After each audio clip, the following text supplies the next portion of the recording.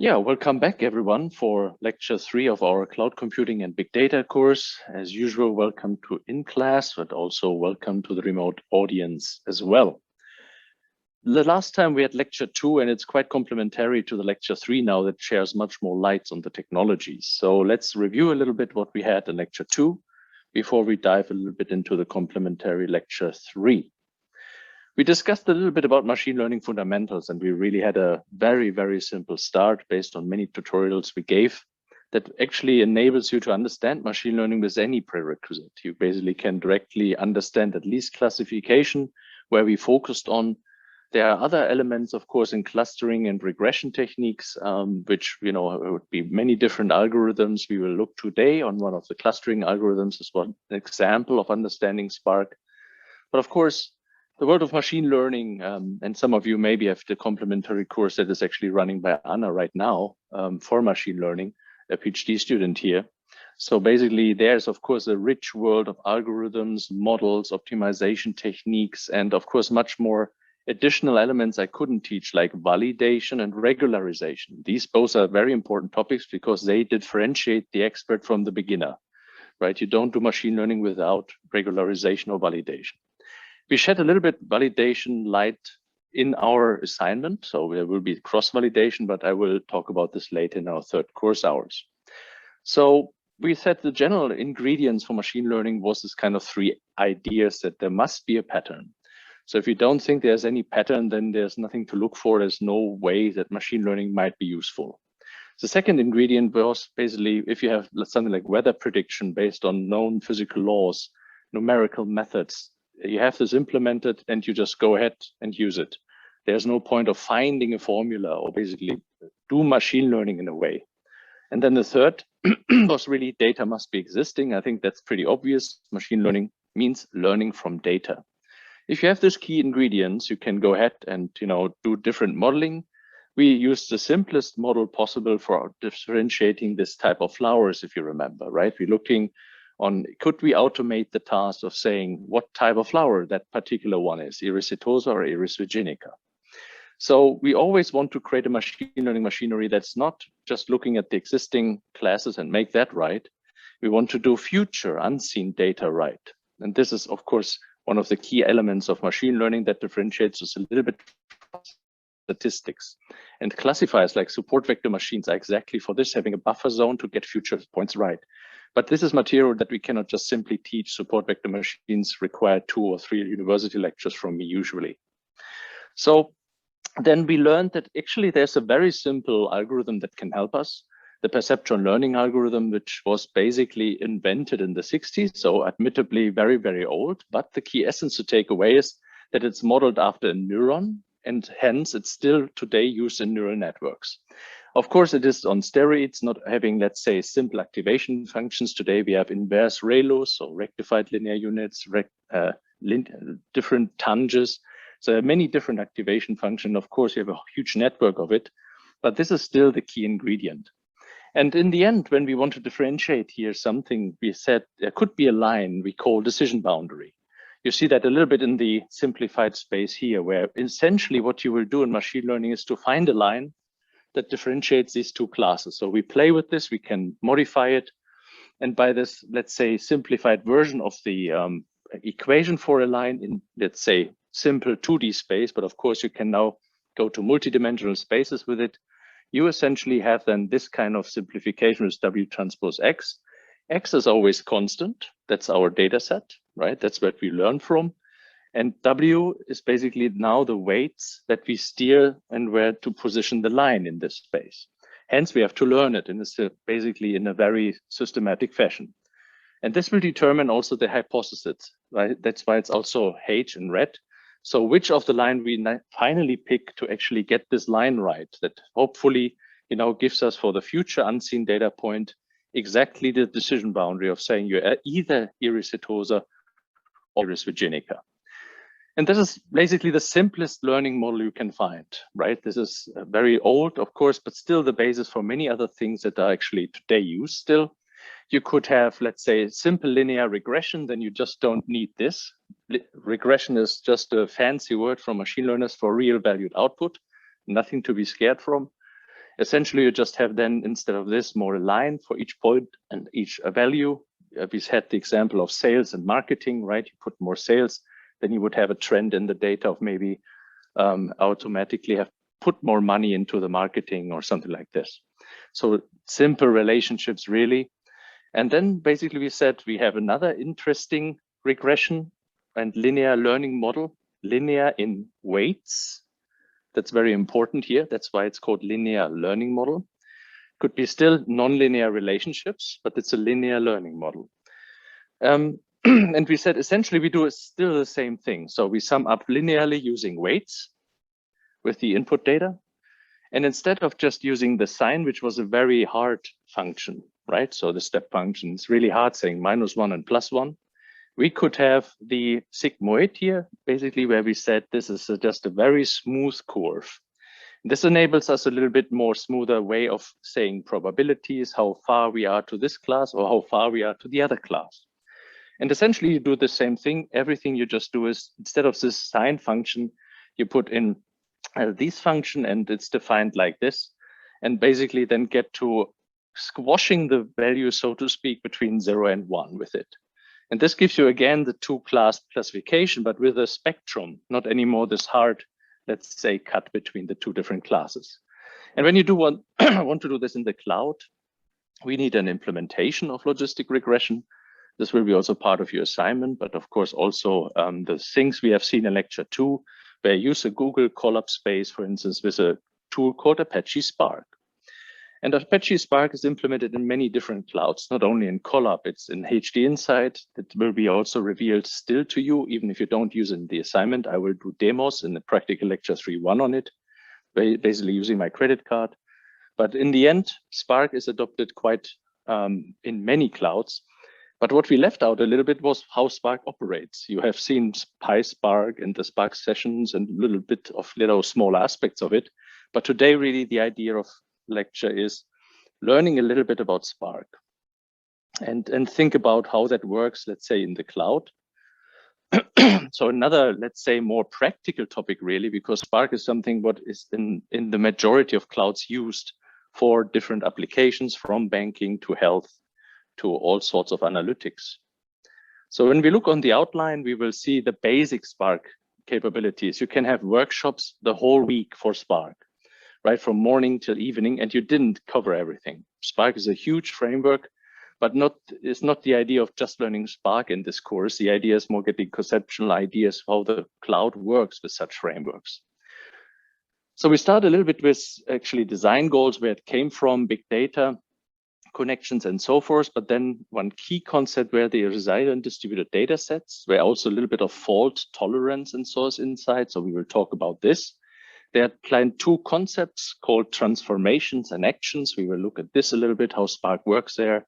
And then, of course, having some, let's say, forward-looking comparison. I put this first because of the assignment. Normally would have maybe started with Hadoop and MapReduce and, let's say, very long lectures, but we want to start early with the assignments. That's why we put, actually, based on our experience of previous courses, this much more further in front. But still, we want to compare why Apache Spark and why Apache Hadoop have so much different parallel performance. And of course, then just, examples why Apache Spark maybe in clouds is still very expensive to do. And sometimes it maybe better makes sense to use Apache Hadoop. Again, so it would be 1 week or more even to go to all the basic Spark capabilities from morning till evening. So I just pick here several different pieces to really show you some important connections. The same goes for the application areas. Goes without saying, if it's in almost all clouds today, you can imagine that there's a huge variety of services, of applications that are actually using it. The interesting thing is it has like 4 core capabilities. One is, of course, working with databases with a structured query language. One is machine learning. So that's something we already use with the logistic regression lecture 2. There's a GraphX library, which is quite interesting. And I will play with you one example of a PageRank application that you just understand a little bit how this now can be done in parallel and why we need, let's say, this, parallel frameworks, but why also graph networks are actually a very huge study subject right now. There are graph neural networks, for instance, which is a huge research area right now. Then we have actually also something called streaming. We will talk about this. And of course, in the end, we talk a little bit about the bigger ecosystem. So when you have really Spark, it sits alongside many different open source systems, Kafka and, MapReduce we had already with Hadoop and Zookeeper. There are lots of them. And look a little bit on Databricks with a video, how they all integrate this. So an interesting session, but again, if you want to know a lot about Spark, you have to go to really tutorial sessions that are outside a lot. Let us just review why we came to this problem. So when we had in lecture 1, really these tough ideas of saying the data is always growing, we need some form of, a programming model, how to cope with this big data. We said something like, it's maybe not always wise to move the data always around when you have petabytes of storage, and you always want to shift it to a cluster and back. So the idea what then Spark and Hadoop and so on had was exactly put it the other way around in this data analytics frameworks. In other words, instead of moving always, let's say, the data to compute to large HPC machines, what we do in high performance computing, why not having, let's say, rather the tasks basically move to the data? So close to the data, you keep some, let's say, moderate performant clouds. And basically there you execute then the task on, let's say, moderate servers that are not so interconnected like costly HPC machines, but still can do the job, but smaller jobs, but let's say many of them.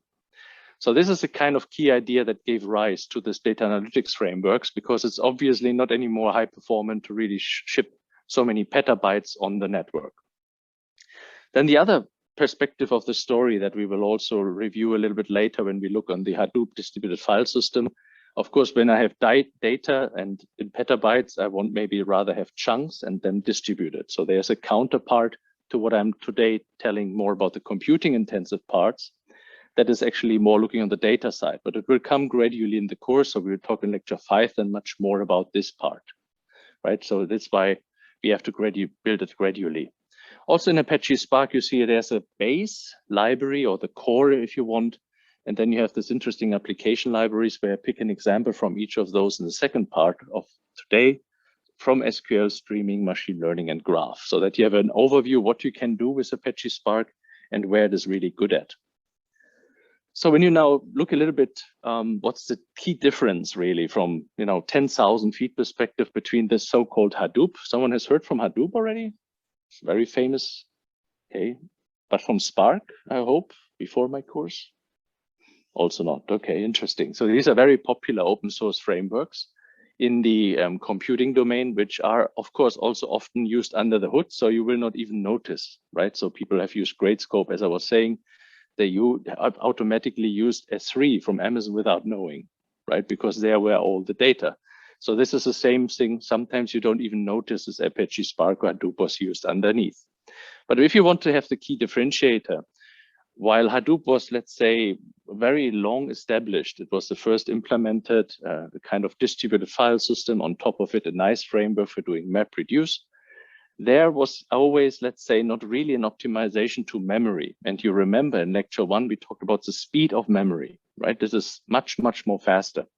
So what Spark really kind of differentiates from Hadoop is using the memory much more intensively instead of dumping everything to the disk, every intermediate option. So we will talk about this a little bit later also.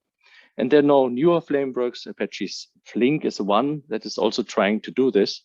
And here's an example of a runtime of a logistic regression in Hadoop. You see massively the difference Hadoop compared to Spark. There's a light here, not perfectly, but online in the slides.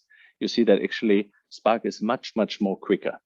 But it comes for a price, and this price is memory, and memory in the clouds is costly, and we will talk about it. So just the basic properties of Spark. So how you basically could think about how that operates, because we are thinking more distributed, right? So scaling out on many different cluster elements. We firstly think about that it's basically a framework in Python that we have already used with PySpark, and you don't see many things which are underneath.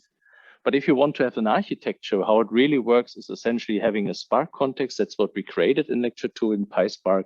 And you send it to the so-called cluster manager. And this cluster manager will have then different distributed nodes in the cloud be ready to process tasks. And of course, they have a cache, all of them own, a CPU on their own.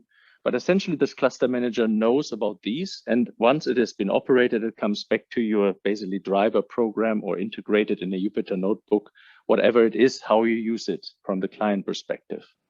And essentially, it's a very compact framework that's based on this so-called resilient distributed data sets, which are really help you a lot for this usability, but also for fault tolerance. That's why we will review this again from different angles. You see already an example here when you want to just, let's say, all the error messages in, let's say, a petabyte of text files. All what you have to do is to load the text file and then basically put here a lambda operation, which is nothing else, putting all the text that you contain with an error. The error message should have this text string. And then you split it, and by say line by line, that this was basically this kind of /t means. And how it operates, it will basically use these kind of point-wise definition and creates different resilient data sets out of it to really distribute them, to use memory as much as possible. And we will look at this in more deeper when we look on the RDDs. But these are so-called pipelines you're going to create, and they're very much distributed, and you can ship them everywhere. Of course, they're still having a lineage. They're belonging together in a certain call perspective, but this is something where then the graph plays a role. It will be a larger graph combined with all these RDDs and then optimized for, let's say, an execution. And an example is basically seen here. You have different stages. You would program this basically in a very, let's say, serial manner. But in a way, how it would be executed is that Spark will generate such a graph. And it will realize that maybe A and B are dependent on each other, but C and D and E are dependent on each other, but not on them. So essentially what you can achieve is you already use that in parallel before you then have a join phi and F. The serial version would be having A, B, C, D, E executed. Right here, you already see with the graph and the dependencies that basically Spark creates for you without you knowing, right? This is the optimization of Spark. You just implemented very straightforward there. What Spark then generates is this interesting directed acyclic graph. Acyclic because that's an important consideration. If there's a cycle in, then of course you have a trouble, right? Then there's something never ending in processing. So this is why it's called directed in a direction towards the finishing line. And then acyclic means there's no cyclic connections in. You also see nicely that depending on which worker node you may be sitting for each of these tasks, you use memory more or less, or you reuse data. So sometimes you may be reusing data that has been already executed on this. And of course, the memory is limited. That's why not every time you can have this cache. Yeah, we have talked about in lecture 1 that cache is very, very precious. It's very limited in space. So of course, even the worker node with a small chunk of data cannot keep everything in cache. But since you have so much in cache, you remember the speed, right? Compared to memory or hard disks. It's just very, very quick and very close to the registers of the CPU. So the more you have in cache, the more you have in memory then at all, brings, of course, huge performance benefits. Just some examples how you program. You would say that you parallelize it very explicitly in this basically example. You don't have to. Sometimes Spark can also, of course, do this automatically for you.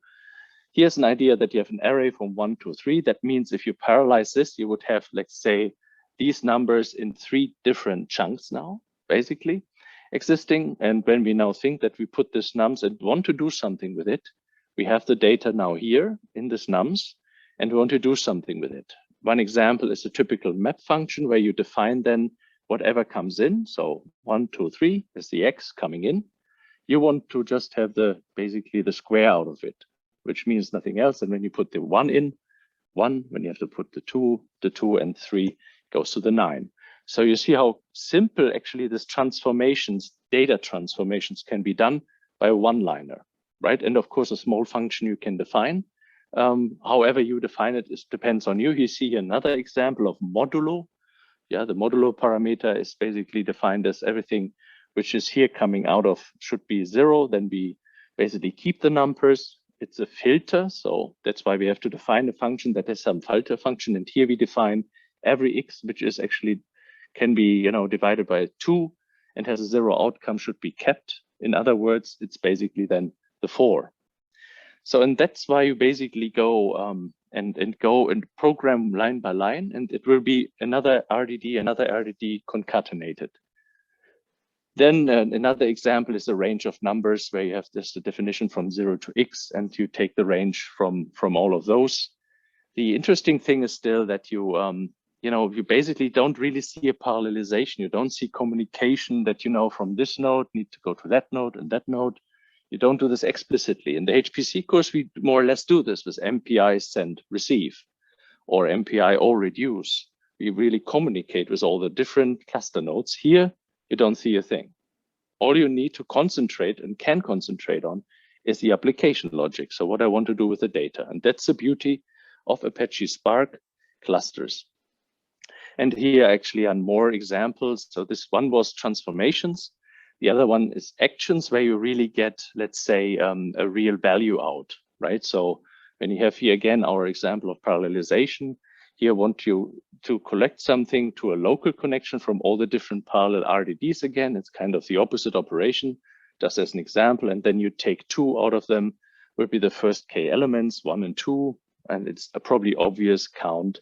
And another function that, of course, takes the data then that comes out of the nums array and then basically edits with another value. You can actually dump it to text files. You can load from text files very simply. There's just this one regard that here and there you have to think about this Hadoop distributed file system. We will talk about in lecture 5 then when we have really the foundations of how we deal with storage in the cloud. But essentially you see again, the API is very neat, very compact for terms of parallel computing. And this is what really happens, right? If you think about Hadoop, how this was done with the Hadoop framework that you will also learn in lecture 5, but it has several different iterations of doing something. And the problem that basically Hadoop had was always do an iteration, HDFS read from file system, put it into the memory, and dump it to the file system. In the next iteration, it would start again and read from the file system and do something and write to the file system. So it has not an aware sense of memory, so to speak, as we discussed. And then, of course, at some point in time, you have a read and then do an overall result. What exactly you do with Hadoop, we will explore in lecture 5. But the benefit then that Spark had compared to this was that, of course, everyone essentially has something to read from the file system in the beginning and probably also at the end if you want to write something. But the key message to take away is that Apache Spark really uses memory to the most extent. So in each iteration, instead of always dumping it to disk, it would reuse memory as much as possible. And with this, when you do now and think about our classification example, it's a logistic regression. We see stochastic gradient descent iteration by iteration, right? Is the optimizer going downhill with the SGD? In each iteration, I have to always dump to disk, load to disk as an example. That would be very cumbersome. So here and there, you can already see this logistic regression as an example here, why Spark and Hadoop is so quick. Of course, in each iteration, the data needs to be still there. So the data needs to be reloaded. But if you have that already in memory, tuck. So that's why it's so massively faster, basically. And of course, that goes for many different algorithms, not only for logistic regression. It's just an example because you have been using that in lecture 2 or have seen it already in lecture 2. Still, Hadoop is very much used. Why now? You would say Hadoop is a very strange technology, old, boring, slow. Spark is very smart, using the memory. So that's good.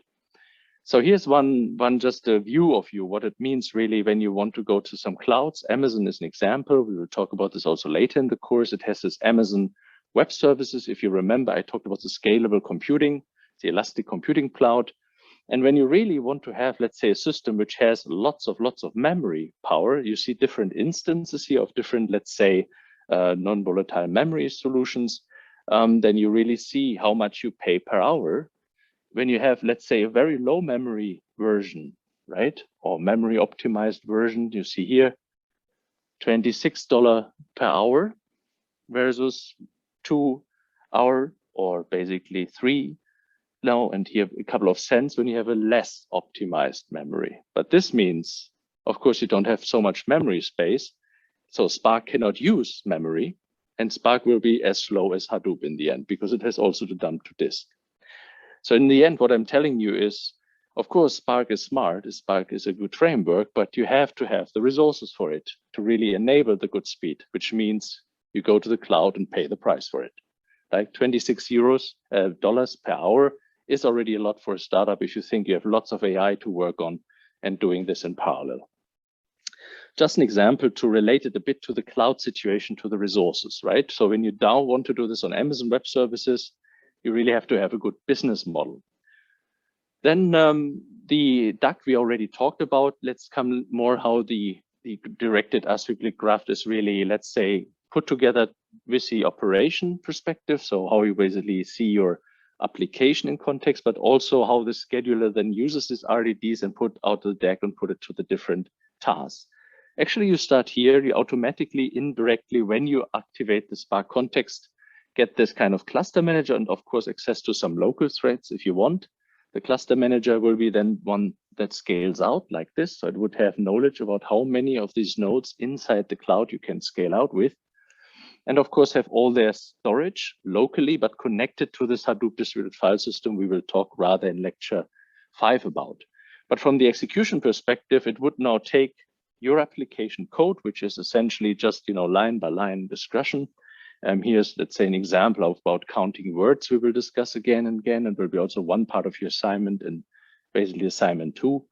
And then you see lots of ideas how you bring these DACs now together, these RDD objects together and create this kind of graph. This is more or less an optimization mechanism inside from Spark to understand which can be actually done in parallel. Because essentially what Spark tries to do is to maximize your scalability, to use as much in parallel as you can. And from this, you can, of course, benefit a lot. The other kind of constraint is, of course, the data, right? So it would put the task where the data is. That means here and there on some of the nodes, there will be specific data items. That's why, of course, the HDFS link should be not neglected, right? Because you don't want to start in shipping data too much around. So this will be also an important factor where the DAC scheduler will locate then, of course, the executions of all of these different tasks.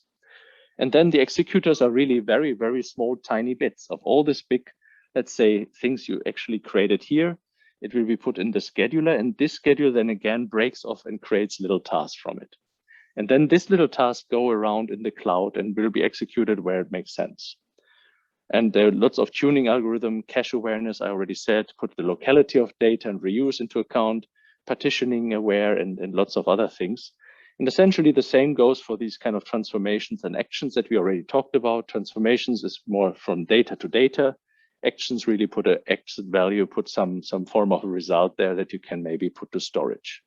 So all of that is actually very much hidden. You don't see that really when you use Spark, right? Here we see in lecture 2, this was all underneath the hood, so to speak.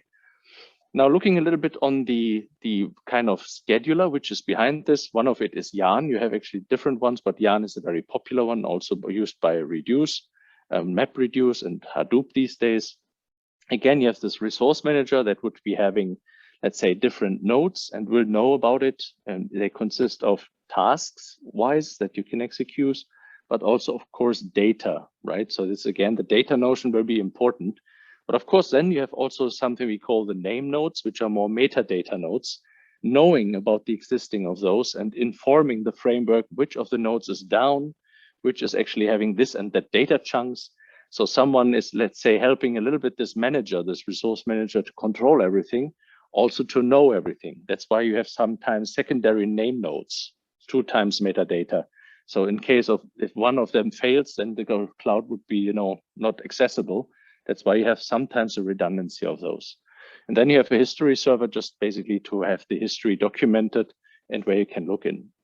And when you have the word count operation as an example, you would basically put that to the resource manager. It will automatically get the resources that it's basically using for that. And again, lecture 5 will then look much more in detail behind the scene, how this Hadoop works, but also Spark operates essentially the same way with this kind of cluster manager, with this different worker nodes. In Spark, they're just a little bit different called, but have the same principle. That's why you can also use Spark with Yarn, right, as a resource manager. Good. So then, of course, Elastic MapReduce is there with Hadoop, unfortunately also not in the education That's why I couldn't do the assignment also in this one. Hence, we had to go to the Google Colab Cloud. But of course, here you see Amazon has many different services, and one of them is also Hadoop. And inside is also the Spark applications and the whole basically ecosystem of Apache and open source tools we will talk about. Just an example, what I will also show you in practical lecture 3.1, where we will then go into this demonstration, at least, of the Chicago restaurant food inspection. You see sometimes also the Spark session underneath, and then we basically come back. I come back to the question, yeah? So it's a bit hard with the recording. So then basically you have the reading of a so-called cloud service here, and you can, bind this together. But I think the practical demo will show you some more light. But this shows you that inside the Jupyter notebook, you sometimes have in the back essentially this yarn, and you don't even know about it. There are also options to put it locally on one node. So then when you build a local node, then it's essentially not really using the big cloud, but just one CPU, so to speak, locally. Loading the data sets, reading the data sets is pretty much like we have seen before. Of course, here and there you would use some cloud locations or other locations where you have access to from normal websites. And essentially, the data frame and the elements we have seen already is basically something which will be then transformed to this RDDs we have seen already, basically. And then with this, you can work at it. But of course, you don't see the RDDs per se that are actually used by Spark underneath. So you really have a very abstract way of programming this, and you can fully concentrate essentially on working with Spark. Maybe some benefits you see here, a very compact version of Wordcount, for instance. You actually have an inherent parallelism while you still, program sequentially, line by line. You would have a big text like Hamlet, and you want to search for to be or not to be, as you know, these kind of two different ones.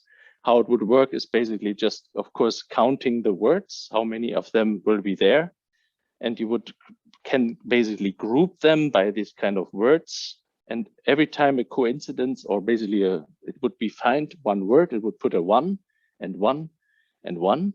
If you put this now in, and then basically you can at the end group again or reduce by the key, which is then, of course, the different words. And so you count now in to be or not to be. Of course, Hamlet would be bigger, right? The whole text.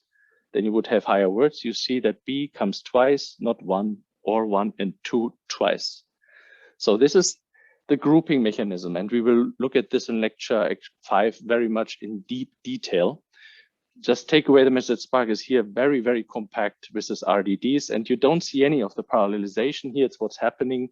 It actually uses then different workers and caches of different, let's say, elements in order to process this. And of course, then can digest 1 terabyte of data just in 5 seconds by just using the parallel power. Of course, this is lots, 1 terabyte of text. Right, so before I come to your question, just maybe the video, and then we do it in the following part.